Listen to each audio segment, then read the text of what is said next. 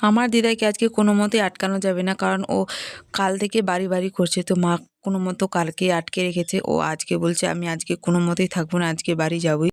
মা দিদাকে জিজ্ঞাসা করছিল যে তোমার কি খাওয়ার ইচ্ছা করছিল, যেহেতু দিদা অতটা মাছ মাংস বেশি খায় না, তার জন্য মা জিজ্ঞাসা করছিল। আর দিদা বলছে যে আমি কচু দিয়ে মাছ খাবো, তো সেই জন্য বাবা নিয়ে এসেছে মাছ আর কচু দিয়ে রান্না করছে। আর ওদিকে তারপরে রান্না হয়ে যাওয়ার পরে দিদাকে আমরা খেতে দিয়েছি। আর দিদা বলছে যে অনেক দিনই আমার কচু দিয়ে মাছ খাওয়ার ইচ্ছা করছিল, তো আজকে খেয়ে মনটা অনেকটাই শান্তি পেল। তো তারপরে আমিও বসে গেছি খেতে, মানে আমি দিদা বুনু সবাই একসাথে খেতে বসেছি। আর তারপরে দেখো আমি এখন খাচ্ছি।